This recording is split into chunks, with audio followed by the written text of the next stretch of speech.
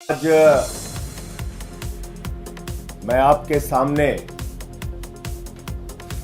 ये बताने के लिए आया हूं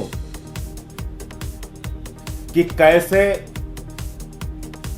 कुचक्र रचकर, कैसे दुर्भावनापूर्ण तरीके से साजिश रचकर इस देश के बेटे, दिल्ली के बेटे अरविंद केजरीवाल को गिरफ्तार किया गया है। और कितनी बड़ी साजिश है, इसका एक एक करके आपके सामने मैं खुलासा करूंगा। जो मुख्यमंत्री दिल्ली के 2 करोड़ लोगों की शिक्षा के लिए, स्वास्थ्य के लिए, बिजली के लिए, पानी के लिए, माताओं बहनों को बस की फ्री यात्रा देने के लिए काम कर रहा है, उस मुख्यमंत्री को जेल में डालने के पीछे कितनी गहरी और बड़ी साजिश रची गई है, इसका एक एक करके आपके सामने खुलासा करूंगा। और दूसरी बात, ये शराब घोटाला ये शराब घोटाला दुनिया की सबसे बड़ी पार्टी भारतीय जनता पार्टी ने किया है। और इसके अंदर कोई छोटे मोटे लोग शामिल नहीं है, इसका भी खुलासा करूंगा। इसके अंदर कोई छोटे मोटे लोग शामिल नहीं हैं, भारतीय जनता पार्टी के शीर्ष नेतृत्व के लोग इसमें शामिल हैं। मैं एक एक करके बताता हूं आपको।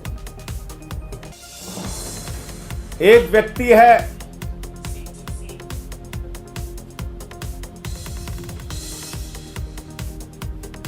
मंगुंटा रेड्डी, जिसने कुल 7 बयान दिए, कुल 3 बयान दिए। उसके बेटे राघव मंगुंटा ने 7 बयान दिए, बाप बेटे ने मिला के 10 बयान दिए। और इस 10 बयान को पीछे जब उनसे पहले पूछा गया, 16 सितंबर को पूछा गया, ईडी के द्वारा पूछा गया कि क्या आप अरविंद केजरीवाल से मिले थे, जानते हैं, तो उसने उसी बात की सच्चाई को उजागर किया। जो बात सच थी, उसने कहा हां मैं मिला था, लेकिन चैरिटेबल ट्रस्ट की जमीन के मामले में मिला था। लेकिन उसके बाद उसके बेटे को, राघव मंगुंटा को गिरफ्तार किया जाता है। राघव मंगुंटा को जेल के अंदर रखा जाता है, 5 महीने तक जेल में रखा जाता है। और तब वो अपना बयान बदल देता है। 16 सितंबर पर पहली बार कार्रवाई होती है मंगुंटा रेड्डी सांसद पर। रेड होती है 16 सितंबर 2022 को, और 10 फरवरी तक लगातार उसको कहा जाता है बयान दो, बयान दो, बयान दो केजरीवाल के खिलाफ। वो बयान नहीं देता तो 10 फरवरी को उसके बेटे राघव मंगुंटा को गिरफ्तार कर लिया जाता है। और 10 फरवरी से लेकर 16 जुलाई तक 7 बयान लिए जाते हैं राघव मंगुंटा के, मंगुंटा रेड्डी सांसद के बेटे राघव मंगुंटा के। कितने बयान? 7 बयान। 3 बयान बाप का, 7 बयान बेटे का। और उन 5 महीनों में जो 7 बयान वो देता है, उसमें भी पूछा जाता है 6 बयान में, अरविंद केजरीवाल को जानते हो, अरविंद केजरीवाल ने कोई घोटाला किया है, अरविंद केजरीवाल पे कुछ बोलना है? उसने कहा नहीं नहीं नहीं, बिल्कुल नहीं। लेकिन 5 महीने की जेल के बाद वो टूट जाता है। और 7वां बयान 16 जुलाई को उसका होता है और वो बदल जाता है, वो वही साजिश का हिस्सा बन जाता है। 5 महीने के प्रताड़ना के बाद बदल जाता है और अरविंद केजरीवाल के खिलाफ बयान देता है। लेकिन हैरानी की बात सबसे ज्यादा यह है कि ये 6 बयान और बाप के 2 बयान गायब कर दिए जाते हैं। 5 महीने की जेल के दौरान दिए गए बयान, ईडी कहती है इस पर हमें भरोसा नहीं है और उसको रख लिया अनरिलाइड अपॉन डॉक्यूमेंट्स। यानी ऐसा बयान जो केजरीवाल के खिलाफ नहीं था, उस पर की ईडी ने कहा हमें इस पे भरोसा नहीं है। हमारे वकीलों ने अदालत में पैरवी की, बार बार कहा हमें देखना है वो बयान जो उसने अपनी गिरफ्तारी के दौरान दिया। और जब हमारे वकीलों को कोर्ट ने आदेश दिया जाओ और देखो वो सारे बयान, उनके होश उड़ गए। आपको पता है उनके होश उड़ गए। बाप बेटे के 9 बयानों में कहीं भी अरविंद केजरीवाल का जिक्र नहीं, और बाद में अरविंद केजरीवाल का नाम उससे जबरन दबाव बनाकर अरविंद केजरीवाल के खिलाफ उससे बयान दिलवाया जाता है। अब ये मंगुंटा रेड्डी और राघव मंगुंटा है कौन, जिसको ईडी ने कहा कि यह शराब का कारोबारी है, शराब का घोटालेबाज है, इसके यहां हम छापा मारेंगे। 16 सितंबर को छापा मारा।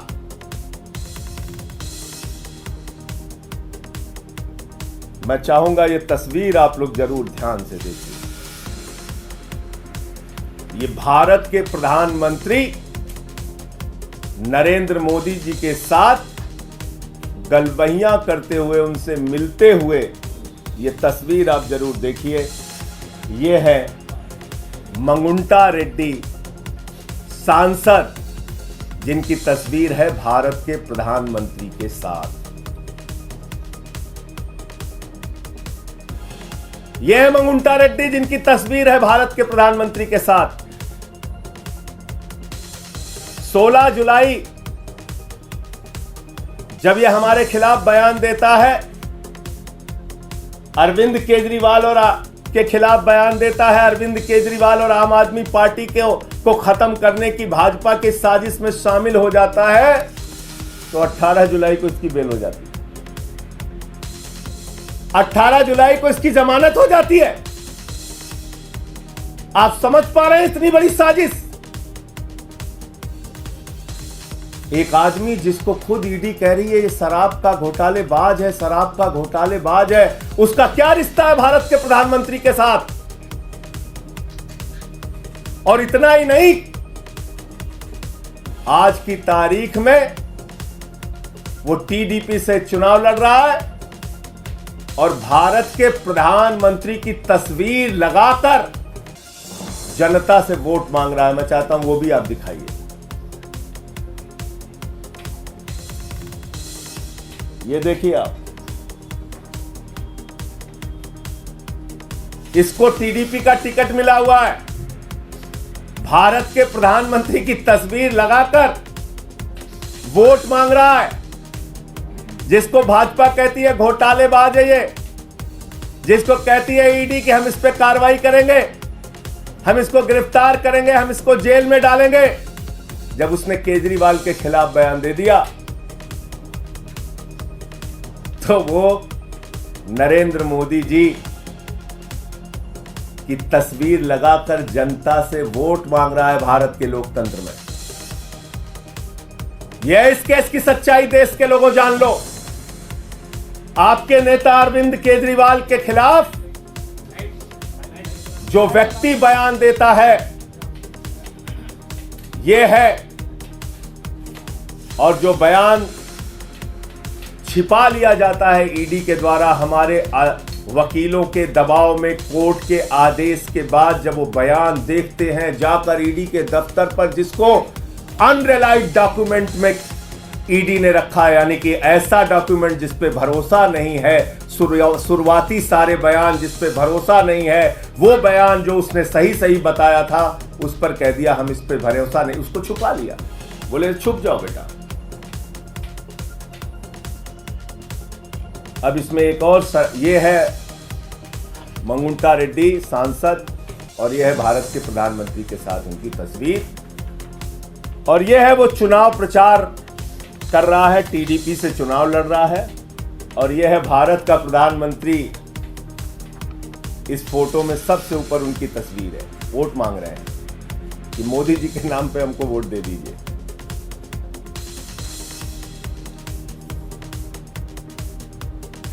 अब मैं आता हूं कि शराब घोटाला भारतीय जनता पार्टी ने कैसे किया।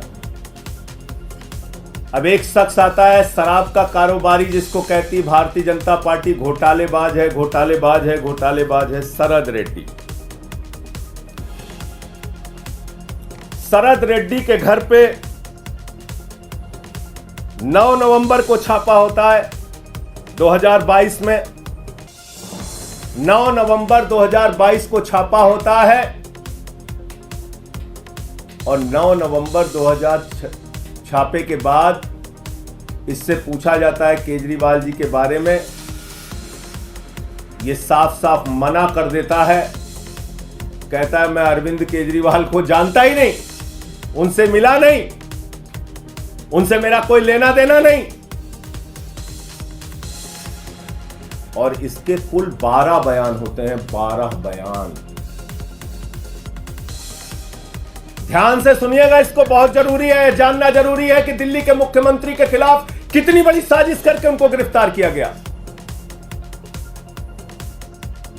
9 नवंबर से लेकर इससे पूछताछ के दौरान इसको जो भी दबाव बनाया गया, इसने मना किया। फिर इसकी 10 नवंबर को गिरफ्तारी हो जाती है। 10 नवंबर को गिरफ्तारी हो जाती है और 10 नवंबर की गिरफ्तारी के बाद इसने कुल 25 अप्रैल तक, यानी कि 6 महीने इसको जेल में रखा गया। इससे बार बार कहा गया बयान दो केजरीवाल के खिलाफ, बयान दो केजरीवाल के खिलाफ, इसने नहीं दिया।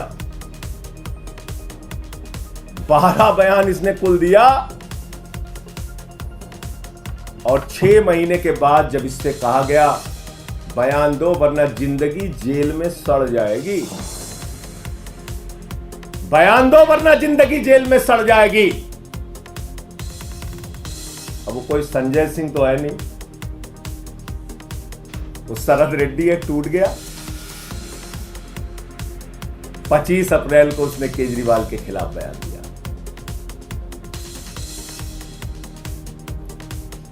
अब हमारे वकील फिर परेशान हुए कि जिस व्यक्ति ने केजरीवाल के खिलाफ बयान दिया उसके 10 बयान को अनरिलाइड डॉक्यूमेंट में ईडी ने क्यों डाल दिया।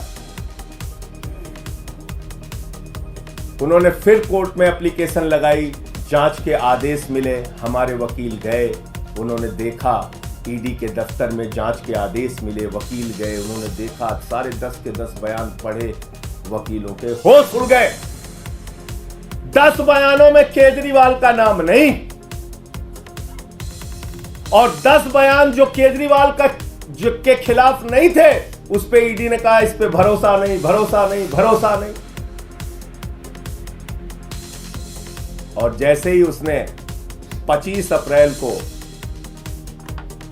अरविंद केजरीवाल के खिलाफ बयान दिया, उसकी बेल हो जाती है, उसकी बेल हो जाती है। अब ये शरद रेड्डी जिसको भारतीय जनता पार्टी कहती है ये शराब का घोटालेबाज है, ये शरद रेड्डी जिसको भारतीय जनता पार्टी कहती है शराब का बहुत बड़ा घोटालेबाज व्यक्ति है, ईडी कहती है शराब का घोटालेबाज है, उसको गिरफ्तार करती है, 6 महीने जेल में रखती है, केजरीवाल के खिलाफ बयान लेने के लिए बार बार कहती है, 10 बार वो कहता है नहीं नहीं नहीं, केजरीवाल से कोई मतलब और रिश्ता नहीं। 10 बयान के बाद जब टूट गया और इसने केजरीवाल के खिलाफ बयान दे दिया, 6 महीने की जेल के बाद इसको बेल हो जाती है।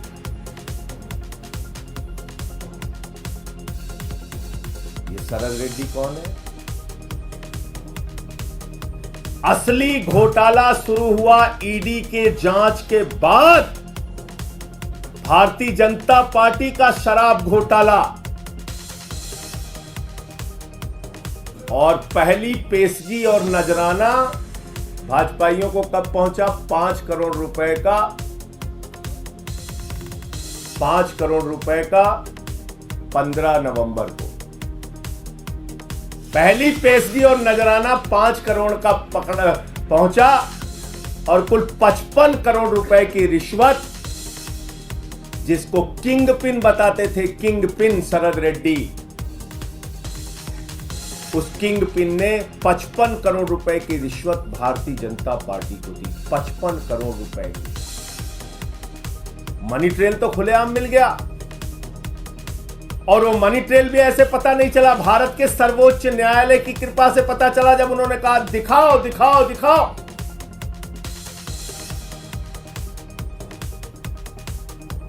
तो 21 मार्च को शाम को 6:50 पे मजबूरी में सारे डिटेल डालने पड़े वेबसाइट पे, बताना पड़ा कि ये शरद रेड्डी है शराब का घोटालेबाज, किंग पिन जिसको कह रही थी ईडी। और जैसे ही 6:50 पे भारतीय जनता पार्टी के शराब घोटाले का खुलासा हो जाता है, 7:14 पर मुख्यमंत्री के दफ्तर पे, मुख्यमंत्री के घर पे छापा पड़ जाता है। क्योंकि आप मीडिया में चर्चा करते हैं, आम आदमी पार्टी मुद्दा उठाती कि भाई शराब का घोटाला तो बीजेपी ने किया है। 21 मार्च को शाम को 6:50 पे इसका खुलासा हो जाता है।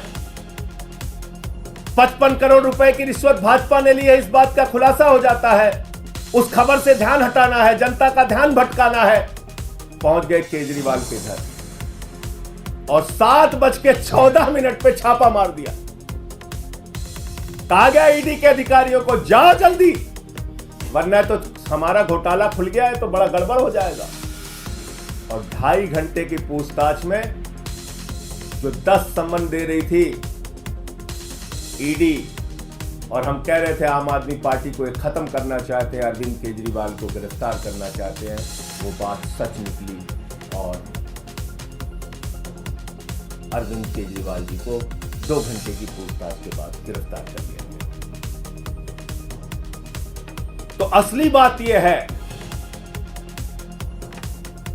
कि ये शराब घोटाला भारतीय जनता पार्टी ने किया है, और ये शराब घोटाला ईडी के जांच के बाद शुरू हुआ है, और दिल्ली के मुख्यमंत्री के खिलाफ गहरी साजिश के तहत ऐसे बयान छिपा लिए गए, अनरिलाइड अपॉन डॉक्यूमेंट में डाले गए, जो बयान केजरीवाल के खिलाफ नहीं थे, और दबाव बनाकर जो बयान लिया गया वो बयान आधार बनाया गया, झूठा बेबुनियाद आधार। तो इसलिए साथियों और दोस्तों, मैं इस देश की जनता से कहना चाहता हूं, आपका मुख्यमंत्री, आपका नेता, दिल्ली के भाइयों से कहना चाहता हूं, 100% ईमानदारी से अपना जीवन जिया है, अपना जीवन जी रहा है। अरविंद केजरीवाल पर ना कोई दाग पहले था और ना जीवन में कभी रहेगा। अरविंद केजरीवाल का गुनाह सिर्फ एक है कि वो दिल्ली के बच्चों को अच्छी शिक्षा के लिए काम कर रहे हैं। उनका गुनाह सिर्फ ये है कि दिल्ली की माताओं बहनों के लिए बस की फ्री यात्रा का इंतजाम कर रहे हैं, उनको 1000 रुपए की आर्थिक सहायता का इंतजाम कर रहे हैं। अरविंद केजरीवाल का गुनाह सिर्फ ये है कि वो बुजुर्गों के लिए तीर्थ यात्रा का इंतजाम कर रहे हैं, फ्री बिजली, फ्री पानी का इंतजाम कर रहे हैं। एक ऐसी सरकार जो दुनिया में, देश में सबसे बेहतरीन तरीके से काम कर रही है, उसके पीछे ये बड़ी गहरी साजिश करके उनको गिरफ्तार किया गया है। और ये सारी तारीखें और ये सारे बयान चिल्ला चिल्ला कर ये कह रहे हैं कि ये साजिश है, साजिश है और साजिश है। आप लोगों को जो भी प्रश्न पूछना है सवाल पूछिए, मैं एक एक चीज का जवाब दूंगा। संजय जी, इसके अतिरिक्त ईडी के द्वारा ये भी कहा जा रहा है कि शराब घोटाले का पैसा हवाला कारोबारी के जरिए गोवा में पहुंचा 45 करोड़। आपके जो कैंडिडेट के पास पैसा कैश में पहुंचा और वहां के चुनाव में खर्च हुआ, ये इसके इतर बता रही है। और उसके बाद जो मनीष जी के सेक्रेटरी थे उनके बयान का भी जिक्र कर रही है ईडी। मनीष जी के सेक्रेटरी के बयान पर अरविंद केजरीवाल जी ने भी कोर्ट में अपना पक्ष रखा था।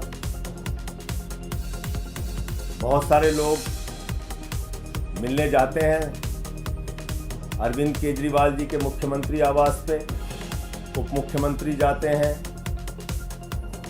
सेक्रेटरी जाते हैं, और उसमें कौन से कागज का वो जिक्र कर रहा है, कौन सा कागज दिया।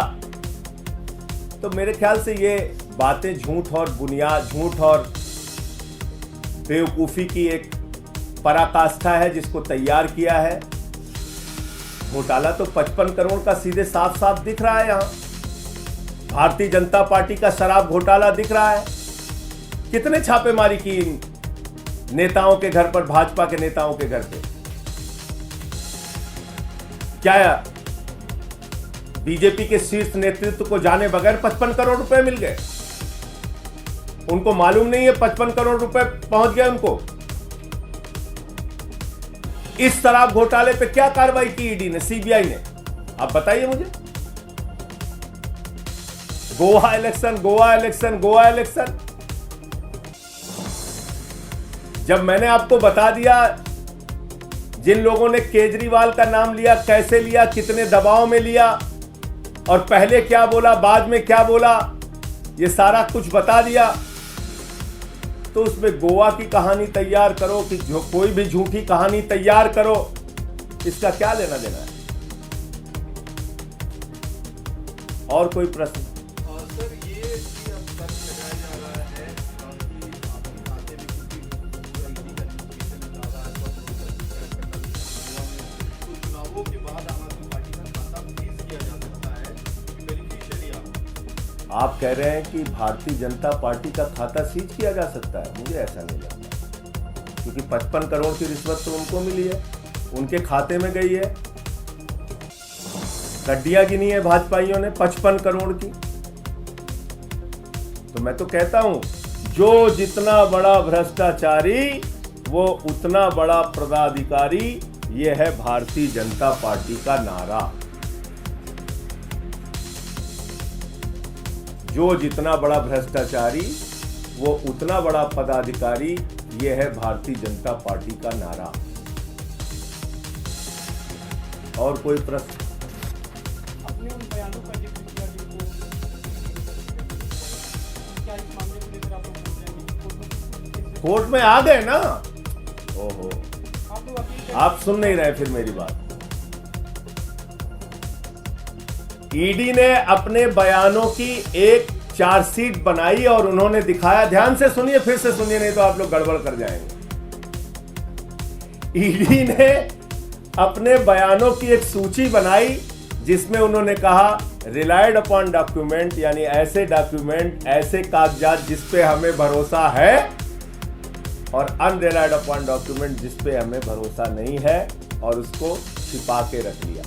ऐसे अगर हिंदी की भाषा में, सरल भाषा में समझे, ऐसे बयान जिस पर ईडी ने, भाजपा ने, भाजपाइयों की साजिश ने, उनके षड्यंत्र ने भरोसा किया, और ऐसे बयान जिस पर उन्होंने भरोसा नहीं किया। और उसका खुलासा कैसे हुआ? उसको छिपा लिया। उसका खुलासा कैसे हुआ? जब हमारे वकील लोग अदालत में गए, उन्होंने कहा भाई हम देखना चाहते हैं कि जिन बयानों पर इन्होंने भरोसा नहीं किया, शरद रेड्डी के, राघव मंगुंटा रेड्डी के, वो बयान आखिर है क्या? अनरिलायड में क्यों उसको रखा है? उस पर आपने क्यों रिलाई नहीं किया? तो पता चला उस पर रिलाई इसलिए नहीं किया क्योंकि वो शुरुआती बयान थे, और शुरुआती बयान में जब उसकी गिरफ्तारी नहीं हुई थी या गिरफ्तारी के दौरान भी लगातार जो बाकी बयान लिए गए उसमें बार बार उसने बयान तो दिया लेकिन अरविंद केजरीवाल का नाम नहीं लिया।